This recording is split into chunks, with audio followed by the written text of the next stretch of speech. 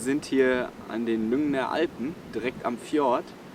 Wir sind jetzt ungefähr vor 1,5 Wochen sind wir aus Alta losgefahren und wollten jetzt in Tromsø so ein bisschen, oder in der Nähe von Tromsø, ein bisschen klettern und wandern. Allerdings ist hier der Frühling noch nicht ganz so weit wie im Gebiet von Alta. Und dann hatten wir das Glück, ein paar Einheimische kennenzulernen. Und die haben uns halt hier zum Grillfest eingeladen. Und da standen wir jetzt hier an diesem schönen Platz, standen wir jetzt 2 Tage und wollen jetzt hier ein bisschen weiter und den Fjord noch etwas erkunden.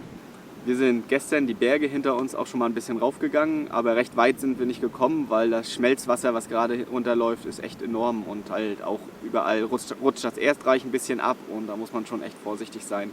Deswegen werden wir jetzt hier erstmal in Wassernähe bleiben ein bisschen und warten, bis der Schnee geschmolzen ist. Heute sind übrigens fast 20 Grad.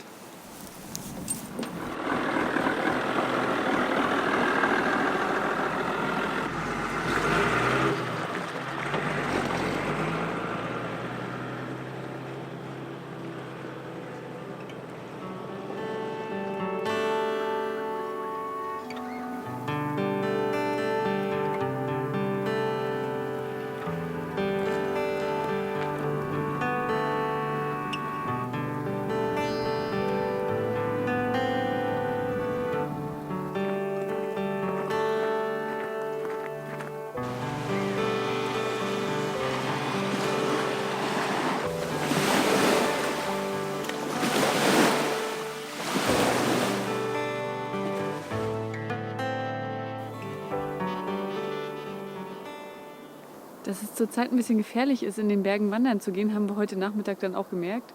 Weil hier hinter uns am Berghang hat sich eine große Lawine gelöst mit ganz viel Geröll. Und wir dachten erst, es ist ein Flugzeug, weil es so laut war, dieses Grollen. Und haben gar nicht so aus dem Fenster geguckt.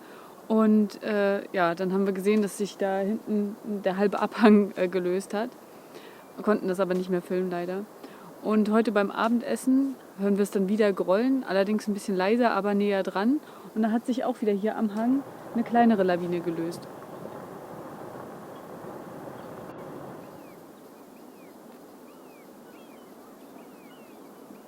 Es ist jetzt fast 0 Uhr und wir sind noch mal eine Runde spazieren gegangen, weil das Wetter noch so schön ist. Und da haben wir gesehen, dass die Lawine von heute Nachmittag nicht nur den Wald mit weggerissen hat, sondern auch die Straße, die wir heute Morgen hierher gefahren sind. Und da kann man eben nur hoffen, dass niemandem was passiert ist. Man kann von hier aus auch sehen, dass die Räumungsarbeiten schon begonnen haben.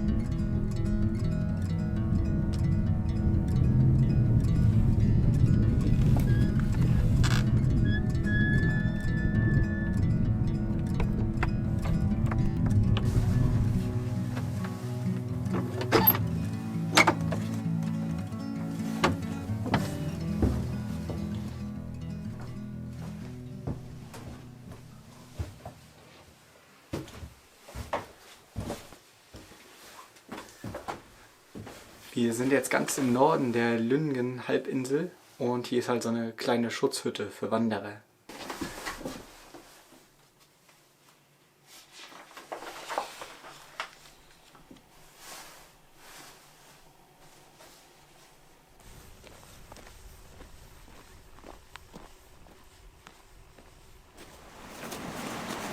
Wir haben heute Nachmittag auf unserer Wanderung ja diese schöne Hütte entdeckt und da wollen wir jetzt nochmal hinwandern und uns die Mitternachtssonne angucken, weil das auch gar nicht so weit weg ist von unserem Bus.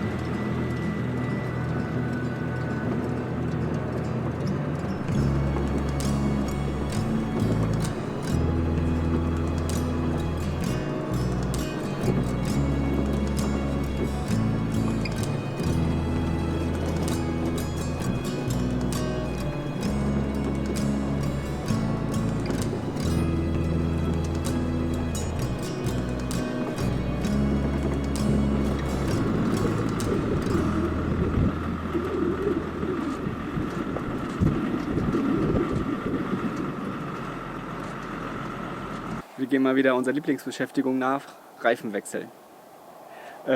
Also ein Reifen ist schon recht abgefahren, der hat gerade noch so 5 mm Profil und deshalb wollen wir jetzt einmal durchtauschen. Eigentlich war so der Plan in Russland, neue Räder einmal raufzuziehen, weil die mittlerweile auch schon über 10 Jahre alt sind. Aber da wir da ja erstmal wohl nicht ankommen, werden wir das jetzt schon mal machen.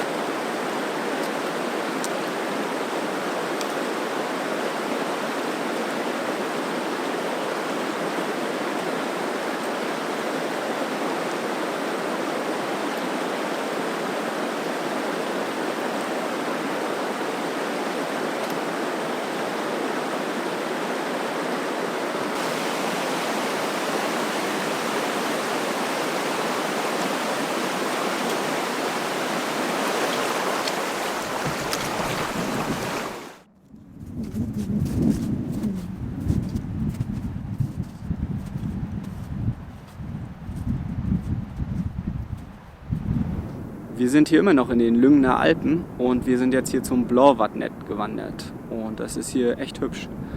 Hinter mir sieht man auch den See. Der ist halt noch nicht ganz eisfrei, ist noch stellenweise zugefroren und der wird halt vom Gletscher gespeist. Was ein bisschen schade ist, dass halt gerade so überall Erdrutschgefahr ist und dass wir da jetzt auch nicht auf die Berge raufkommen, weil sonst wären wir da ganz gerne raufgegangen und hätten mal so einen Blick von oben auf den Gletscher geworfen. Und auf den See natürlich.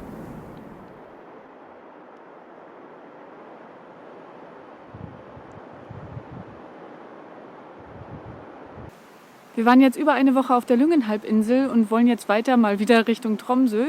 Und dafür wollen wir dann die Fähre in Svensby zurück in die Richtung nehmen.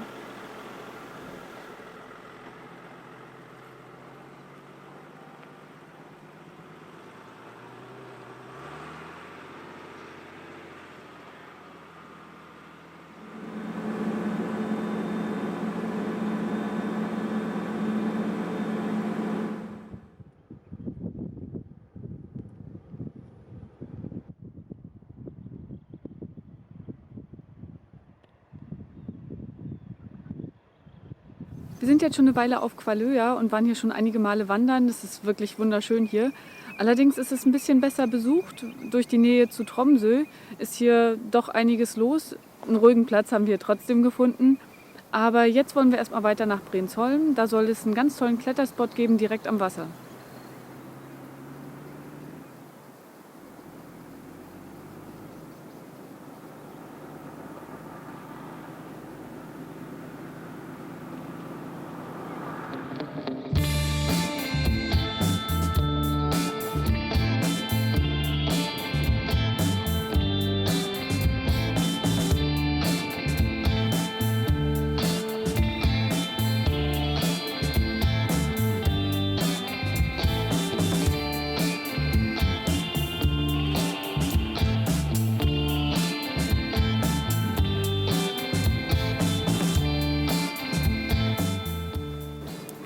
haben den Kletterspot jetzt gefunden. Parken tun wir am Fährhafen, da wo die Fähre nach Senja geht. Und wir mussten jetzt um den Berg herumwandern, was schon eine ganz tolle Tour ist. Und sind jetzt hier an dem Kletterspot, der südlich ausgerichtet ist. Man hat eine ganz tolle Aussicht und da drüben kann man schon Senja sehen. Sogar die Fähre kommt gerade und könnte uns mitnehmen.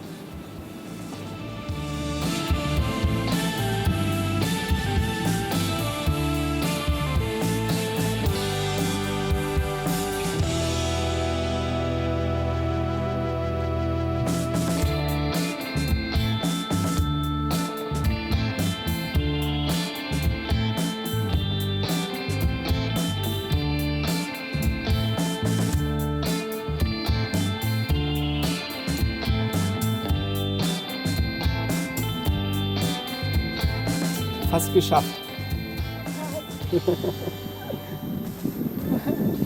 So, wir sind beide heil oben angekommen und hier hat man wirklich eine grandiose Aussicht. Jetzt fehlen hier nur noch Wale. Ne? Ja, das wäre schön. Das wäre cool. Eigentlich könnte man hier oben auch zelten. Ne? Das wäre doch voll dein Ding, oder? Ja, hätte ich jetzt voll Spaß bei.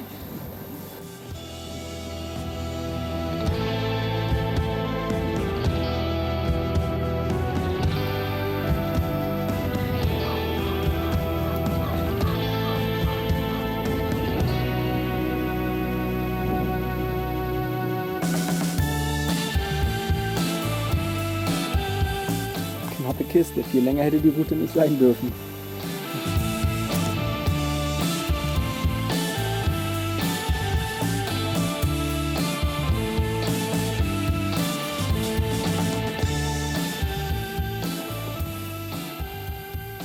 Wir stehen jetzt hier am Fähranleger. Nach Senja fährt die Fähre, genau an der anderen Seite von der Fähre. Da standen wir auch vor ein paar Monaten schon. Und wir wollten erst rüberfahren nach Senja, aber haben uns jetzt doch dagegen entschieden, weil Kvalöa ist echt schön. Also wir haben jetzt diese Kletterrouten ja entdeckt heute und das hat richtig Spaß gemacht. Und hier gibt es auch noch eine ganze Menge Berge, auf die man wandern kann. Und werden uns jetzt hier wohl noch eine Woche irgendwie so rumtreiben und die Insel ein bisschen entdecken und dann nochmal ins Museum nach Tromsø. Und wir haben hier auch nochmal einen Termin, deswegen lohnt sich das eigentlich gar nicht, jetzt nach Senja rüber zu fahren, wenn wir eh wieder zurück müssten.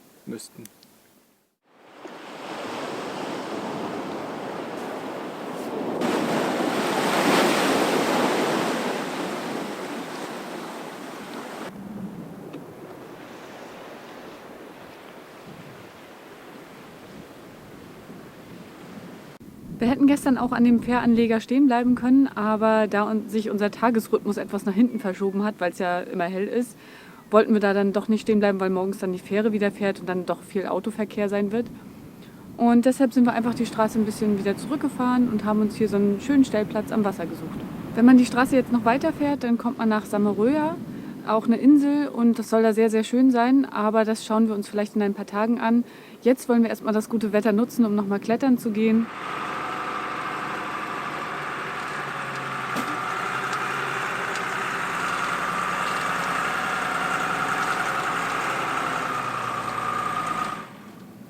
Wir haben gerade mal wieder so eine kleine Inspektion gemacht, haben das Fahrrad rausgekippt und wollten gucken, ob alles in Ordnung ist. Und dann ist halt aufgefallen, dass der Motor ein klein bisschen schwitzt und der ist eigentlich immer komplett trocken. Aber auf der einen Seite ist es ein bisschen ölig. Ich dachte erst, es ist der Dieselfilter, der ein bisschen undicht ist. Aber das scheint der Rücklauf zu sein von den einzelnen Einspritzungen. Da ist ein Schlauch, scheint nicht richtig zu sitzen.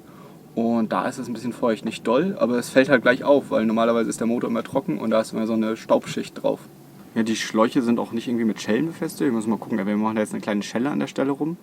Oder halt ein bisschen Dichtmasse und dann setzen wir den Schlauch wieder rauf. So, wir haben da jetzt doch keine Schelle rumgesetzt. Wir haben den Schlauch an sich oder hier an diesem Ansatz ein bisschen mit Dichtmasse und wieder raufgesetzt, weil der schon recht lose war, wir haben ein bisschen ausgeleiert.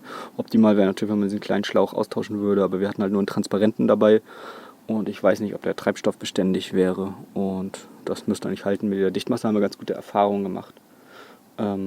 Hier ist auch nicht viel Druck, weil das ist ja nur der Rücklauf. Der Zulauf ist hier oben. Und da ist ein bisschen mehr Druck drauf, sieht man ja auch, sind das diese Metallleitungen. Und für den Rücklauf, das sollte reichen. Ich habe das jetzt mal alles sauber gemacht und dann muss man das Ganze mal beobachten.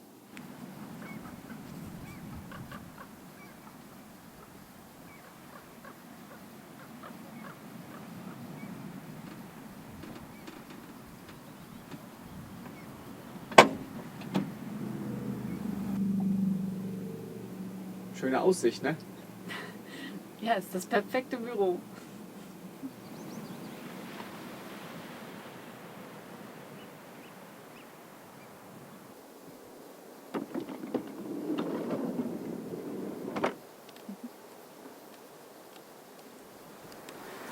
Ja, dies waren jetzt vorerst die letzten Eindrücke aus Norwegen, denn wir haben jetzt Norwegen verlassen und sind weitergefahren nach Finnland. Denn seit dieser Woche ist es wieder möglich gewesen, auch ohne Quarantäne von Norwegen nach Finnland zu fahren. Ja, der Abschied ist uns total schwer gefallen, weil wir jetzt fast 4 Monate in Norwegen waren und so viele Eindrücke mitgenommen haben, so viele tolle Menschen kennengelernt haben, dass uns das wirklich sehr, sehr schwer gefallen ist.